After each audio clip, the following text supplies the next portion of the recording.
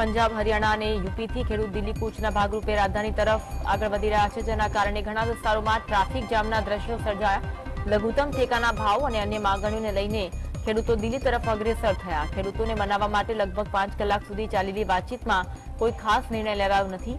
આ બેઠકમાં કેન્દ્રીય મંત્રી પિયુષ ગોયલ અને અર્જુન મુંડા હાજર રહ્યા હતા। ખેડૂતો લઘુત્તમ ટેકાના ભાવની કાયદાકીય ગેરંટી ઈચ્છે છે। હરિયાણાના સંભુ બોર્ડર પાસે ખેડૂતો દિલ્હી કૂચ કરી રહ્યા હતા, ત્યારે બેરિકેડિંગ હટાવવા બાબતે હોબાળો થતા પોલીસે સ્થિતિ પર નિયંત્રણ મેળવવા માટે ટીયરગેસના સેલ છોડ્યા। ટ્રેક્ટરના માધ્યમથી ખેડૂતો દિલ્હી જતા ત્યારે પોલીસે તેમને અટકાવ્યા। પોલીસે ટ્રેક્ટરના માધ્યમથી દિલ્હી જવાની છૂટ આપવામાં આવી નથી। આ બનાવ બાદ ઘણા ખેડૂતોની અટકાયત પણ થઈ। પોલીસે ટીયરગેસના સેલનો ઉપયોગ કરી ખેડૂતોને લગભગ 200 મીટર સુધી પાછળ ધકેલ્યા હતા। ખેડૂતો દિલ્હી તરફ કૂચ કરી રહ્યા છે, ત્યારે આ વિશે વાત કરતા પંજાબ ખેડૂત મજૂર સંઘર્ષ સમિતિના મહાસચિવ સરવનસિંહ પંધેરે જણાવ્યું કે ખેડૂત આંદોલનને લઈને અનેક અટકળો ચાલી રહી છે, પરંતુ હું સ્પષ્ટ કરવા માંગુ છું કે કોંગ્રેસ અમને સમર્થન કરી રહી નથી। ભાજપ જેટલી જવાબદાર છે તેટલી જ કોંગ્રેસ પણ જવાબદાર છે।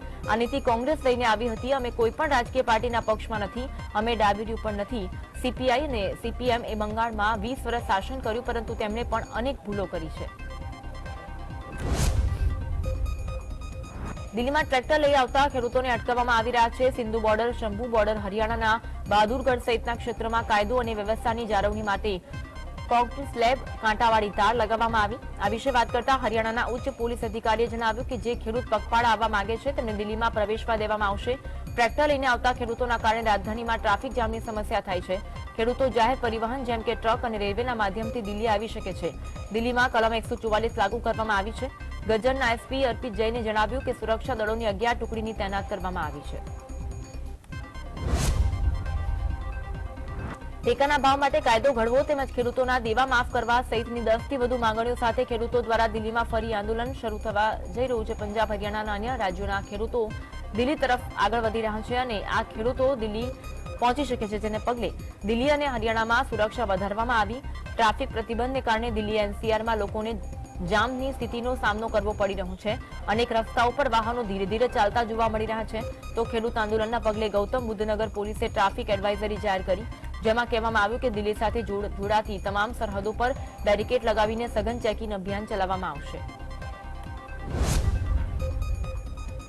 પંજાબ, હરિયાણા અને યુપીના ખેડૂતો દિલ્હી તરફ કૂચ કરી રહ્યા છે, ત્યારે હરિયાણા સરકાર ઘણી સાવચેતી રાખી રહી છે। અંબાલા નજીક શંભુ ખાતે પંજાબ સાથેની સરહદ સીલ કરી દેવામાં આવી। એટલું જ નહીં, મંગળવાર સુધી 7 જિલ્લા કુરુક્ષેત્ર, અંબાલા, કૈથલ, જીંદ, હિસાર, ફતેહાબાદ અને સિરસામાં મોબાઈલ ઇન્ટરનેટ સેવા બંધ કરી દેવામાં આવી છે।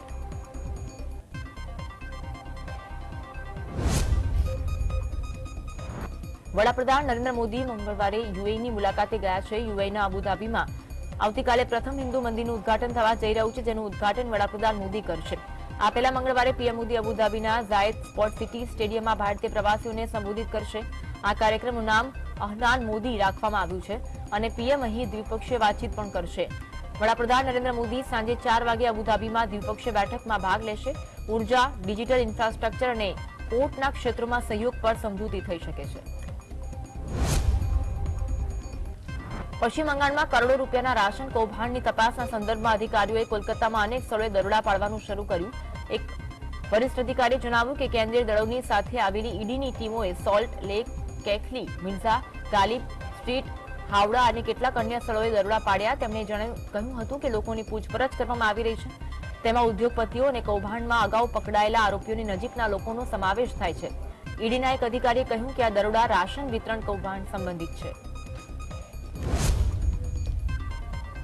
આમ આદમી પાર્ટીના નેતા મનીષ સિસોદિયા માટે રાહતના સમાચાર સામે આવ્યા। દિલ્હીની રાઉઝ એવન્યુ કોર્ટે તેમને 3 દિવસ માટે વચગાળાના જામીન આપ્યા। લખનૌમાં તેમની ભત્રીજીની લગ્નમાં હાજરી આપવા માટે તેમને કોર્ટ દ્વારા જામીન આપવામાં આવ્યા છે। નોંધનીય છે કે મનીષ સિસોદિયાએ 12 થી 16 ફેબ્રુઆરી સુધી જામીન માંગ્યા હતા અને કોર્ટે તેમને આવતીકાલે 13 થી 15 ફેબ્રુઆરી સુધી જામીન આપ્યા। જણાવી દઈએ કે સિસોદિયા કથિત દિલ્હી લીકર પોલિસી કૌભાંડ સાથે જોડાયેલા એક કેસમાં તિહાર જેલમાં બંધ છે। હાલમાં દેશના ઘણા રાજ્યોમાં હવામાનની પેટર્ન બદલાવા લાગી છે। જ્યાં ઉત્તર ભારતમાં છેલ્લા કેટલાક દિવસોથી તીવ્ર ઠંડી પડી રહી છે, ત્યારે હવે દિવસ દરમિયાન ગરમી બાદ હવામાનમાં ફેરફાર જોવા મળ્યો। હવામાન વિભાગના જણાવ્યા અનુસાર મંગળવારે ઉત્તર પ્રદેશ, બિહાર, મધ્યપ્રદેશ, રાજસ્થાન સહિત ઘણા રાજ્યોમાં ગાજવીજ સાથે વરસાદની સંભાવના. રાજધાની દિલ્હીમાં ઠંડીનો અહેસાસ થાય છે. દિવસ દરમિયાન વાતાવરણ સામાન્ય થઈ જાય છે. સોમવારે દિલ્હીમાં લઘુત્તમ તાપમાન 7.3 ડિગ્રી સેલ્સિયસ નોંધાયું હતું. આમ જનતા માટે રાહતદાયક સમાચાર સામે આવ્યા. ખાદ્ય ચીજવસ્તુઓના ભાવમાં સામાન્ય ઘટાડાથી જાન્યુઆરીમાં છૂટક મોંઘવારી દર 5.1% રહ્યો હતો, જ્યારે ગત ડિસેમ્બરમાં આ દર 5.69% રહ્યો. સરકાર તરફથી જાહેર કરાયેલા આંકડા અનુસાર જાન્યુઆરીમાં ખાદ્ય તેલ અને વનસ્પતિની કિંમતોમાં ગત વર્ષ જાન્યુઆરીની સરખામણીમાં 14.96%નો ઘટાડો નોંધાયો. અનાજની કિંમતમાં પણ ઘટાડો આવ્યો અને જાન્યુઆરીમાં અનાજના ભાવમાં 7.83%નો વધારો, જ્યારે કે ગત કેટલાક મહિનાઓથી આ વધારો 8%થી વધુ હતો. અબુધાબીમાં પ્રથમ હિન્દુ મંદિરનું નિર્માણ થયું છે. આ ભવ્ય મંદિરનું ઉદઘાટન આવતીકાલે વડાપ્રધાન મોદી કરવાના છે. વડાપ્રધાન મોદી 14 ફેબ્રુઆરીએ અબુધાબીમાં બોચાસણવાસી અક્ષર પુરુષોત્તમ સ્વામિનારાયણ સંસ્થા એટલે કે BAPS મંદિરનું ઉદઘાટન કરશે, જે અબુધાબીમાં પ્રથમ હિન્દુ મંદિર છે. આ મંદિરને ભારતીય કારીગરોએ ભવ્ય અને દિવ્ય રૂપ આપ્યું છે. આ મંદિરનું નિર્માણ લગભગ 27 એકર જમીન પર કરવામાં આવ્યું છે. વડાપ્રધાન નરેન્દ્ર મોદીએ 2018માં મંદિરનો શિલાન્યાસ કર્યો હતો. અંદરના બાંધકામમાં 40,000 ક્યુબિક ફૂટ માર્બલનો ઉપયોગ કરવામાં આવ્યો છે. મહારાષ્ટ્રના ઉપમુખ્યમંત્રી દેવેન્દ્ર ફડણવીસે જણાવ્યું કે અત્યારે હું માત્ર એટલું જ કહી શકું છું કે કોંગ્રેસના ઘણા સારા નેતાઓ ભાજપના સંપર્કમાં છે. આ એવા નેતાઓ છે કે જે જનતા સાથે જોડાયેલા છે. આ નેતાઓને કોંગ્રેસમાં ગુંગળામણ અનુભવાઈ રહી છે. કોંગ્રેસના શીર્ષ નેતૃત્વના કારણે આવું થાય છે. આવી સ્થિતિમાં તેઓ દેશના મુખ્ય પ્રવાહમાં સામેલ થવા માંગે છે. બીજી તરફ પીએમ મોદીના નેતૃત્વમાં દેશ વિકાસ તરફ અગ્રેસર છે.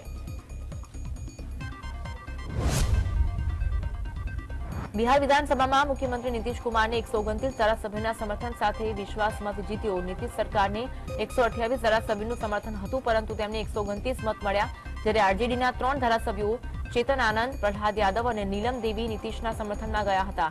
આનાથી સ્પષ્ટ થાય છે કે ભાજપ કે જેડીયુના 3 ધારાસભ્યોએ સરકારને સમર્થન આપ્યું ન હતું. મહત્વનું છે કે આરજેડી સ્પીકર અવધ બિહારી ચૌધરી વિરુદ્ધ અવિશ્વાસ પ્રસ્તાવ પર વોટિંગ દરમિયાન માત્ર 125 ધારાસભ્યો સરકારની સાથે હતા. બિહાર વિધાનસભામાં આરજેડીના ધારાસભ્ય તેજસ્વી યાદવે જણાવ્યું કે મેં પહેલીવાર જોયું કે કોઈ મુખ્યમંત્રી એક જ કાર્યકાળમાં 3 વખત શપથ લીધા છે. હું સીએમ નીતિશ કુમારનું સન્માન કરું છું અને કરતો રહીશ. તેજસ્વી યાદવે સીએમ પર કટાક્ષ કરતા કહ્યું કે તમે લોકો ભગવાન રામની વાત કરો છો, અમે દરેકના મનમાં રામને માનીએ છીએ. હું નીતિશજીને દશરથજીની જેમ મારા પિતા સમાન માનું છું. ઘણી વખત તેમણે તમારા લોકોની સામે કહ્યું છે કે હવે તેજસ્વી આગળ વધશે, ભવિષ્યમાં બધું કરશે, તેથી યુવાનોને આગેવાની લેવા દો, જેમ રાજા દશરથ મજબૂરીમાં હતા. આરજેડી પાર્ટીના નેતા તેજસ્વી યાદવે બિહાર વિધાનસભામાં સંબોધન દરમિયાન પ્રદેશના મુખ્યમંત્રી નીતિશ કુમાર પર આકરા પ્રહાર કર્યા. અમે સમાજવાદી પરિવારમાંથી આવીએ છીએ. જે ઝંડો લઈને નીતિશ કુમાર ભાજપને હરાવવા માટે નીકળી પડ્યા હતા, તે હવે તમારો ભત્રીજો તેજસ્વી કરશે અને મોદીને બિહારમાં વધુ બેઠકો પર જીત મેળવતા અટકાવીશું. જોકે તેમણે એમ પણ કહ્યું કે નીતિશ કુમાર તેમના પરિવારના સભ્ય સમાન છે. ઉત્તર પ્રદેશના યમુના એક્સપ્રેસ વે પર ભીષણ માર્ગ અકસ્માત સર્જાતા 5 લોકોના મોત થયા. આગ્રાથી નોઈડા તરફ જતી ખાનગી બસનું ટાયર અચાનક પંચર થઈ જતા ડ્રાઈવરે કાબુ ગુમાવ્યો હતો અને ટ્રક સાથે જોરદાર ટક્કર થઈ. આ ઘટનામાં 12મી ફેબ્રુઆરીએ સવારે આશરે 7:45 વાગે બની. માર્ગ અકસ્માત બાદ બંને વાહનોમાં આગ લાગી. આ પછી એક્સપ્રેસ વે પર ચક્કાજામની સ્થિતિ સર્જાઈ.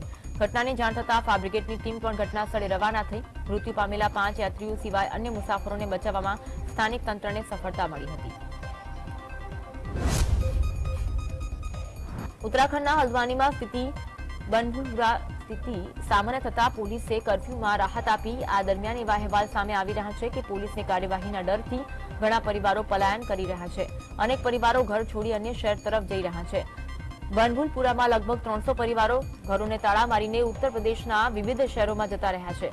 વાહનોના અભાવના કારણે લોકો યુપીના ગાઝિયાબાદમાં લાલ કુવાન તરફ પગપાળા જતા જોવા મળ્યા હતા.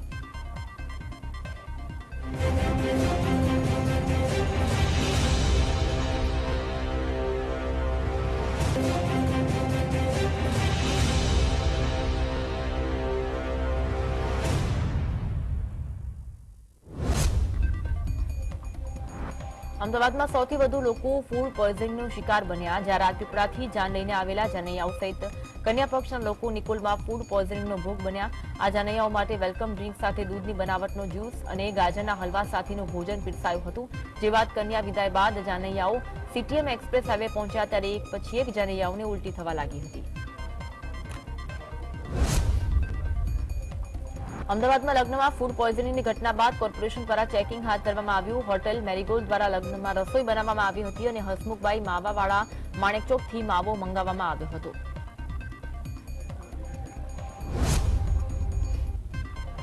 સુરેન્દ્રનગરના કુંતલપુર ગામનું તળાવ છેલ્લા 40 વર્ષથી ભરાયું નથી, જેથી ગામના તળાવમાં પાણી ભરાવાની માંગ થઈ. ઉલ્લેખનીય છે કે હાલ સૌની યોજના અંતર્ગત જિલ્લાના તળાવો અને જળાશયો ભરવામાં આવી રહ્યા છે, ત્યારે પીવાના પાણીની સમસ્યાનો સામનો કરી રહેલા કુંતલપુર ગામનું તળાવ પાણીથી ભરી આપવાની માંગ કરવામાં આવી રહી છે. છોટાઉદેપુરના નસવાડીના કવાડ સ્ટેટ હાઈવે આદિવાસી લોકો દ્વારા જામ કરવામાં આવ્યું, જ્યાં વર્ષોએ રસ્તો એક વ્યક્તિ તેની જમીન લીધા બાદ રસ્તો બંધ કરતા મામલો ગરમાયો, જે બાદ ગ્રામજનોએ નસવાડી મામલતદારને આવેદનપત્ર સાથે અનેક રજૂઆત બાદ પ્રશ્ન હલ ન થતા ગ્રામજનો વિફર્યા અને ગ્રામજનોએ રસ્તા રોકો આંદોલન કર્યું. આ આંદોલનના કારણે વાહનોની લાંબી કતાર લાગી હતી. ગુજરાત હાઈકોર્ટે મહત્વપૂર્ણ ચુકાદો આપ્યો, જે અંતર્ગત તમામ અદાલતોએ જામીન અરજી પર ત્વરિત નિર્ણય લેવાનો રહેશે, સાથે આગોતરા જામીનની અરજીઓનો પણ 6 અઠવાડિયામાં નિર્ણય લેવાનો રહેશે. હાઈકોર્ટના ચુકાદાને પગલે વ્યક્તિગત સ્વતંત્રતાની દૂરગામી અસરો જોવા મળશે. હાઈકોર્ટના હકારાત્મક નિર્ણયથી કોર્ટમાં પડતર કેસોનું ભારણ ઘટશે, સાથે જેલમાં કેદીઓના ભરાવાની સંખ્યામાં પણ નોંધપાત્ર ફેર પડશે. વડોદરા આજવા રોડ સયાજીપુરા નજીક આવેલી વોર્ડ વિઝાર્ડ ઈ બાઇક બનાવતી કંપની અને તેના સંચાલકોને ત્યાં પાડવામાં આવેલા દરોડા મામલે કાર્યવાહી કરવામાં આવી રહી છે, જેના પગલે કંપનીના શેર ડૂબાયા છે. ઈ બાઇકનું ઉત્પાદન કરતી વોર્ડ વિઝાર્ડ કંપની ખાતે અને ભાયલી સ્થિત દર્શનામ સ્પેડોરા ખાતે રહેતા કંપનીના ચેરમેન અને મેનેજિંગ ડિરેક્ટર યતીન ગુપ્તા સહિત અન્ય ડિરેક્ટરોને ત્યાં આવકવેરાની અલગ અલગ ટીમોએ દરોડા પાડી 5 દિવસની કાર્યવાહી હાથ ધરી.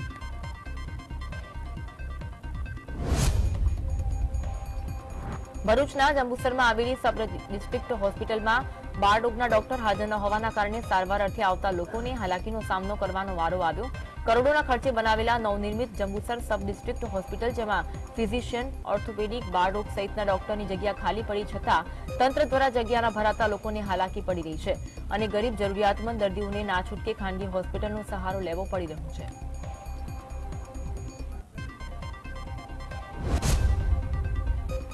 રાજકોટના ડેપ્યુટી મેયરના વિસ્તારમાં રોડ રસ્તાની સમસ્યાને પગલે લોકો હેરાન પરેશાન થયા હતા. રોડ રસ્તાની કામગીરીને પગલે યાગરાજનગર સહિતના વિસ્તારોમાં રોષની લાગણી ફેલાઈ. સ્થાનિકો દ્વારા અનેક રજૂઆતો કરવા છતાં વર્ષોથી કામગીરી નહીં થતા તંત્રની નિષ્ક્રિયતા થતી થઈ. કોર્પોરેશન દ્વારા તાત્કાલિક ડામર રોડની વ્યવસ્થા કરવામાં આવે તેવી લોકો દ્વારા માંગણી કરવામાં આવી રહી છે.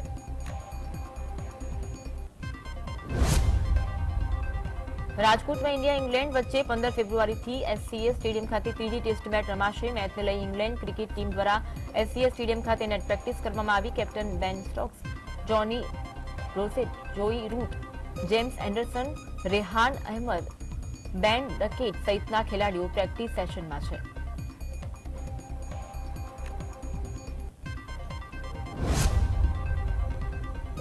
યાત્રાધામ અંબાજીના ગબ્બર પર્વત અને 51 શક્તિપીઠ મંદિરમાં રાજભોગ થાળ મામલે અંબાજી મંદિરના ચેરમેન દ્વારા મીડિયાને માહિતી આપવામાં આવી, જેમાં તેમણે જણાવ્યું દરેક મંદિરમાં માતાજીને પ્રસાદ બ્રાહ્મણ દ્વારા રોગ ધરાવવામાં આવે છે, તેમજ શાસ્ત્રોક્ત વિધિ વિધાનથી દરેક મંદિરમાં સવાર સાંજ પૂજા અર્ચના અને આરતી થાય છે. જૂનાગઢના ગોકુલનગર વિસ્તારમાં ગેલેરીમાં રમતો બાળક નીચે પટકાતા બાળકને ગંભીર ઇજાઓ પહોંચી, જેના સીસીટીવી દ્રશ્યો સામે આવ્યા, જેને જોઈને કોઈનું પણ હૃદય દ્રવી ઉઠે. બાળક ગેલેરીમાંથી નીચે પટકાતા બાળકની માતા અને પરિવાર બૂમો પાડતા બહાર આવ્યા. ગંભીર ઇજાઓને પગલે પહેલા તો બાળકને જૂનાગઢની ખાનગી હોસ્પિટલ સારવાર માટે ખસેડવામાં આવ્યું. તો સુરતના સારોલી વિસ્તારમાં આગની ઘટના સામે આવી, જ્યાં લુમ્સ ખાતામાં લાગેલી આગના પગલે દોડધામ મચી. ફાયર વિભાગની 14 ગાડીઓ સહિતના કાફલાએ 3 કલાકની ભારે જહેમત બાદ આગ પર કાબુ મેળવ્યો. જોકે આ ઘટનામાં જાનહાનિના કોઈ સમાચાર સામે નથી આવ્યા. યાત્રાધામ અંબાજીમાં પરિક્રમા મહોત્સવ ચાલી રહ્યું છે, ત્યારે પરિક્રમા મહોત્સવના પ્રથમ દિવસે 2,10,000 કરતા વધુ લોકોએ માતાજીના દર્શન કર્યા. આ મહોત્સવ પર્વમાં આનંદ ગરબા મંડળ દ્વારા અખંડ ગરબાની ધૂન પણ યોજાઈ. તો આ સાંસ્કૃતિક કાર્યક્રમમાં જાણીતી સિંગર શાંતમુની ત્રિવેદીએ પણ ગરબા ગાયા. આજે પરિક્રમાના બીજા દિવસે ચામડ યાત્રા, પાદુકા યાત્રા યોજાશે. સુરતમાં સાયલા આઈસર અને ટેમ્પો વચ્ચે અકસ્માત સર્જાતા 2 લોકોના કરુણ મોત થયા. આઈસર ડિવાઈડર કૂદી સામેના રોડ પર જતા ડમ્પર સાથે અથડાતા અકસ્માત થયો. અકસ્માતના પગલે બંને મૃતકોને સાયલા સરકારી હોસ્પિટલ ખાતે પીએમ અર્થે ખસેડાયા. ઘટનાને પગલે પોલીસે તપાસ હાથ ધરી હતી.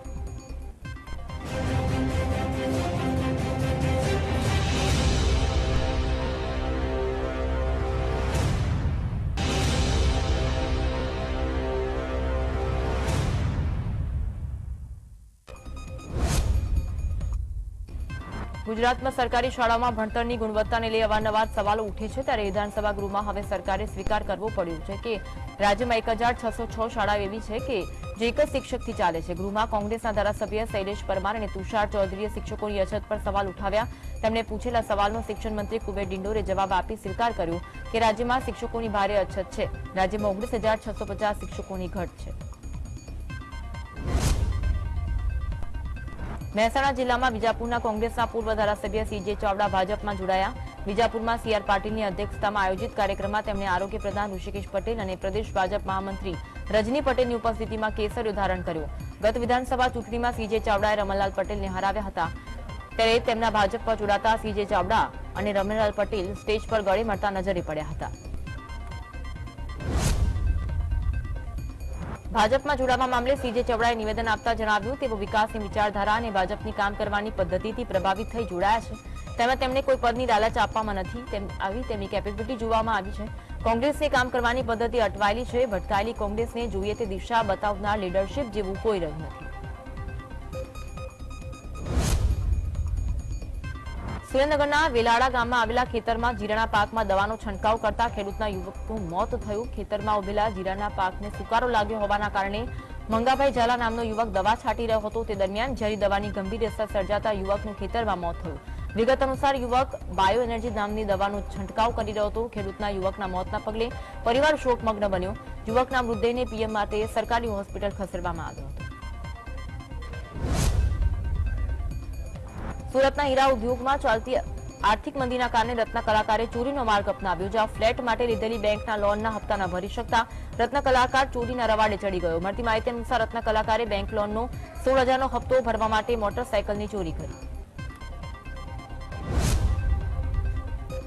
જૂનાગઢમાં 3 ફેબ્રુઆરીએ યુનિયન બેંકના કર્મચારીએ આપઘાત કર્યો। આપઘાતના થોડા દિવસ બાદ સુસાઇડ નોટ મળી આવી। સુસાઇડ નોટમાં મેનેજરે પોતાની જવાબદારી સિવાય અન્ય 2 વધારાના ચાર્જ આપ્યાનો ઉલ્લેખ કર્યો। સાથે ઓફિસમાં મૃતક સાથે થતી ઓફિસ પોલિટિક્સનો પણ સુસાઇડ નોટમાં ઉલ્લેખ કરવામાં આવ્યો। સુસાઇડ નોટના આધારે પોલીસે આગળની કાર્યવાહી હાથ ધરી છે। અમદાવાદના એસટીપીપી ગુરુકુળ ખાતે ગાંધીનગર લોકસભા પ્રીમિયર લીગનું આયોજન કરવામાં આવ્યું, જેનું કેન્દ્રીય ગૃહમંત્રી અમિત શાહ અને મુખ્યમંત્રી ભૂપેન્દ્ર પટેલે શુભારંભ કરાવ્યો હતો। આ પ્રસંગે ક્રિકેટર હાર્દિક પંડ્યા અને બીસીસીઆઈના સેક્રેટરી જય શાહ હાજર રહ્યા હતા। પ્રીમિયર લીગમાં ગાંધીનગર લોકસભામાં આવતી 7 વિધાનસભા વચ્ચે મેચ યોજાશે। મોરબીના ટંકારા ખાતે ચાલી રહેલા મહર્ષિ દયાનંદ સરસ્વતીની 200મી જન્મજયંતિ નિમિત્તે રાષ્ટ્રપતિ દ્રૌપદી મુર્મુ ટંકારા ખાતે પહોંચ્યા હતા। તેમની સાથે રાજ્યના મુખ્યમંત્રી ભૂપેન્દ્ર પટેલ, રાજ્યપાલ આચાર્ય દેવવ્રત હાજર રહ્યા। મુખ્યમંત્રી ભૂપેન્દ્ર પટેલે ટંકારાને નગરપાલિકાનો દરજ્જો આપવા જાહેરાત કરી। ઉલ્લેખનીય છે કે છેલ્લા 2 દિવસથી ટંકારા ખાતે અલગ અલગ કાર્યક્રમો યોજાઈ રહ્યા છે। દેશને સ્વતંત્રતા મળ્યા પછી પ્રથમવાર એવું બન્યું કે ભારતના રાષ્ટ્રપતિ ધરમપુર તાલુકામાં આવી રહ્યા છે। ધરમપુર શ્રીમદ રાજચંદ્ર મિશનના સંસ્થાપક ગુરુદેવ રાકેશના આમંત્રણને માન આપી આજે તે ભારતના રાષ્ટ્રપતિ દ્રૌપદી મુર્મુ શ્રીમદ રાજચંદ્ર મિશન ધરમપુરમાં આવ્યા, જ્યાં તેઓ સ્થાપિત રાજ દરબારમાં ભવ્ય 34 ફૂટની શ્રીમદ રામચંદ્રજીની વિશ્વની સૌથી ઊંચી પ્રતિમાના દર્શન કર્યા। કેન્દ્રીય મંત્રી પુરુષોત્તમ રૂપાલા અમરેલીની મુલાકાતે પહોંચ્યા હતા। જિલ્લા કક્ષાની સાંસદ સાંસ્કૃતિક સ્પર્ધામાં કેન્દ્રીય મંત્રીના અધ્યક્ષસ્થાને યોજાઈ। અહીં રૂપાલાએ દિલીપ સંઘાણી સાથેના ધોરણ 6માં અમરેલીની નૂતન સ્કૂલમાં સંગાતે ભણ્યાના સંસ્મરણો વાગોડ્યા। ઉલ્લેખનીય છે કે બાળપણથી લઈ રાજકીય ફલક સુધીની દિલીપ સંઘાણી અને પુરુષોત્તમ રૂપાલાની જુગલબંધી જોવા મળી હતી। ગાંધીનગર ખાતે ગુજરાત વિધાનસભાના મુખ્ય પ્રવેશદ્વાર પાસે હસ્તકલાનું ઉત્કૃષ્ટ ઉત્પાદનનું પ્રદર્શન યોજવામાં આવ્યું, જેનું અધ્યક્ષ શંકર ચૌધરી, મંત્રી ઋષિકેશ પટેલ સહિત મંત્રી બળવંતસિંહ રાજપૂતની ઉપસ્થિતિમાં ઉદઘાટન થયું। તેમજ તેઓએ તમામ સ્ટોલની મુલાકાત લીધી। તારીખ 17 ફેબ્રુઆરી સુધી યોજાનારા આ પ્રદર્શનમાં 12 જેટલા સ્ટોલ ઉભા કરવામાં આવ્યા છે।